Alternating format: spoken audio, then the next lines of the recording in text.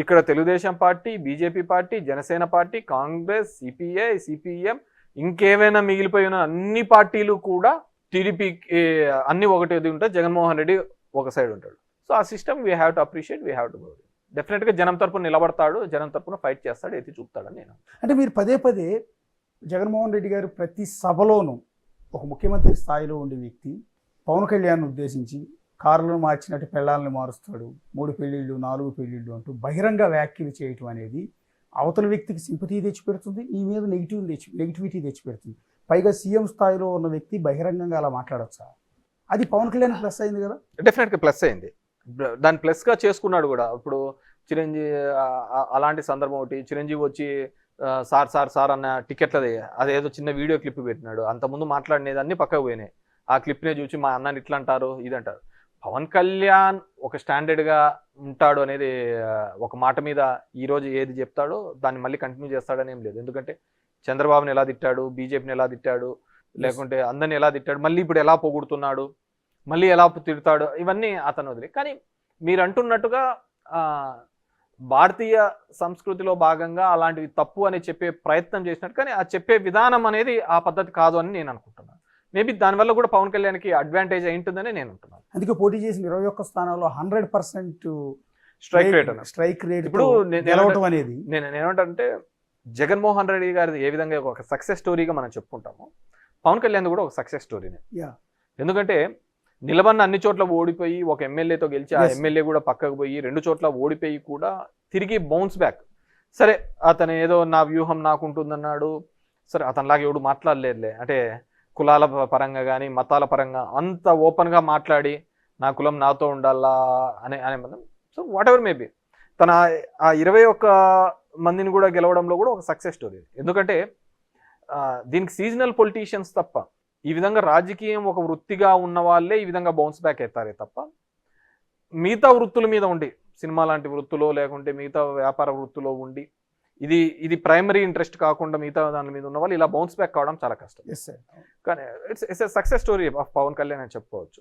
And ఆ 21 కూడా చాలా స్ట్రాటజికల్గా తీసుకున్నాడు, సక్సెస్ చూపించినాడు. సో భవిష్యత్తులో బేసిక్గా ప్రశ్నిస్తామని పెట్టిన పార్టీ అది పోయింది, తర్వాత ముఖ్యమంత్రి అనే పార్టీ అది వెళ్ళిపోయింది, ఇప్పుడు సపోర్టివ్ పార్టీగా డిప్యూటీ సీఎంగా ఆయన ఉంటున్నాడు.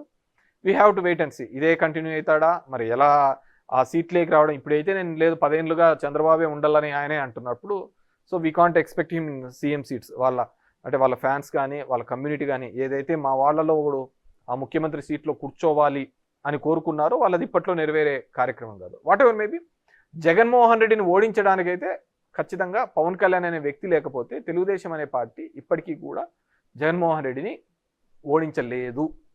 40 సంవత్సరాల Telugu Desam party minus Pawan equal to 0 అంతే, దాంట్లో వేరేది లేదు. అంటే భవిష్యత్తులో పవన్ కళ్యాణ్ చంద్రబాబు కలిసి ఇదే విధంగా వెళ్తారనుకుంటున్నారు? అంటే 15 ఏళ్ల పాటు ఉంటామని చెప్తున్నారులే, కానీ రాజకీయ నాయకులు అనే నేను ఎంతమంది అన్నప్పుడు కుటుంబంలో ఉన్న వాళ్ళే ఆత్మలు పరమాత్మలు అనే వాళ్ళే వెళ్ళిపోయిన తర్వాత ఈ బాంధవ్యాలు బంధుత్వాలు ఏం కలుస్తాయి? అదే నేను అంటుంది, ఎవరికైనా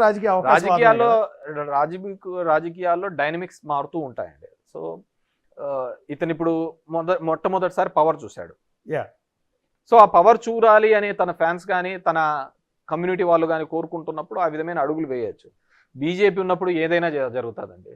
షిండే అనుకున్నారా అక్కడ అవుతాడని చెప్పేసి చేసినారు కదా. సో బీజేపీ అనేది ఒక కొత్త ఒరబడిని తీసుకొని రావడం జరిగింది. రాజకీయాల్లో ఒక 3 వ్యవస్థలతో మనం ఎట్లాంటి క్రీడనైనా ఆడుకోవచ్చు, ఎలాంటి రాజకీయ క్రీడనైనా ఆడుకోవచ్చు అనేది బీజేపీ సక్సెస్ఫుల్ ఫార్ములాతో నిరూపించింది. ఈవీఎంస్ మీద నేను మాట్లాడుతున్నప్పుడు కానీ దీనిలో మాట్లాడుతున్నప్పుడు ఇప్పుడు మహారాష్ట్ర ఎలక్షన్ చూశాను.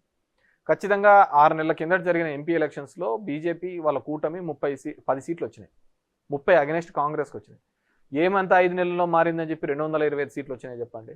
దట్టు షిండే నాయకత్వంలో ఎలక్షన్స్ పోయినారు. అక్కడ ఏమంత డెవలప్మెంట్ జరిగింది, ఏమంత అద్భుతాలు జరిగాయి.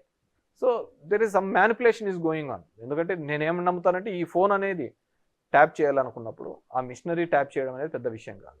అంటే మొన్న ఆంధ్రప్రదేశ్ ఎన్నికల్లో కూడా ట్యాంపరింగ్ జరిగిందని నేను పూర్తిగా నమ్ముతాను. అలా నమ్మకపోతే సుప్రీంకోర్టు ఇచ్చిన గైడ్లైన్స్ ప్రకారం ఎస్ఓపి కౌంటింగ్ చేయాలి, ఈవీఎంలు అనేది కౌంట్ చేయాలి అని ఇచ్చినప్పుడు దానిలో ఎంత ఉండాలి అనేది వీళ్ళు ఆ పద్ధతి కాకుండా మొత్తం అదంతా 0 చేసి మళ్ళీ ఓట్లన్నీ వేయించి అవి ఎంచుతామనే పద్ధతికి ఇప్పుడు వాళ్ళు కొత్త ఎస్ఓపి తీసుకొని వచ్చినారు, స్టాండర్డ్ ఆపరేటింగ్ ప్రొసీజర్స్. నేనేమంటే ఒక హుండీలో లెక్కేయాలన్నప్పుడు హుండీలో ఎంత డబ్బు ఉందని లెక్కేయాలి, కానీ హుండీ డబ్బులన్నీ పక్కకేసి నువ్వు మళ్ళీ డబ్బులు వేసి అది ఎంచుతామంటే ఎట్లా సేమే ఉంటుంది. ఎలక్ట్రానిక్ గ్యాడ్జెట్స్ అనేది ఏది వాడినా కానీ అది కాంప్రమైజ్డ్ అవుతాయి. 2019లో మీకు 151 వచ్చినప్పుడు కూడా టీడీపీ అదే ఆరోపణ చేసింది. డెఫినెట్ గా Something ఏదో జరిగింది. నేను అప్పటికి మాకు 150 రాని, భవిష్యత్తులో 170 రాని, ఇంకోటి రాని, కానీ ఎలక్ట్రానిక్ మిషనరీతో ఓటింగ్ అనేది జరగకూడదు అనేది నేను ఫమ్ గా బిలీవ్ అవుతాను. ఇప్పటికైనా మారాలి. ఎందుకంటే నేను నిన్న కూడా చెప్పాను, ఈ దేశంలో ప్రజాస్వామ్యం అనేది పెద్ద బూతుగా అయింది, ఎలక్షన్స్ అనేది ఒక హేళనగా అయింది. ఎప్పుడో టీఎన్ శేషన్ కాలంలో మనం చూసాం ఎలక్షన్ కమిషన్ కంటే అంత రైట్స్ ఉంటాయి, అంత పవర్స్ ఉంటాయని. ఎందుకంటే నేను కూడా చెప్తున్నాను, ఇప్పుడు 94లో మా నాన్న ఇండిపెండెంట్గా నిలవనప్పుడు 500తో ఓడిపోయినప్పుడు మేము రిగ్గింగ్ చేసుకున్నాం, 99లో రిగ్గింగ్ చేసుకున్నాం. ఆ రోజు పేపర్ మీద ఉంది కాబట్టి రిగ్గింగ్ చేసుకుంటున్నాం. ఇప్పుడు మారింది, టెక్నాలజీ మారింది, ఈవీఎంస్తో రిగ్గింగ్ జరుగుతున్నాయి, అంతకంటే వేరేది ఏంది కానీ లేదు. 75 సంవత్సరాల మన ఇండిపెండెన్స్ అవ్వచ్చు, రాజ్యాంగం వచ్చినా కానీ ఇప్పటికీ కూడా చట్టాలు ఎప్పుడూ కూడా అధికారంలో ఉన్న వాళ్ళకి అది చుట్టంగానే ఉంది తప్ప ఎక్కడే కానీ రియల్గా నడుస్తోంది అనేది ఎక్కడా కానీ జరగటం లేదు. నేను దాని మీద స్టిక్ అయి ఉంటాను. అసలు ఓకే,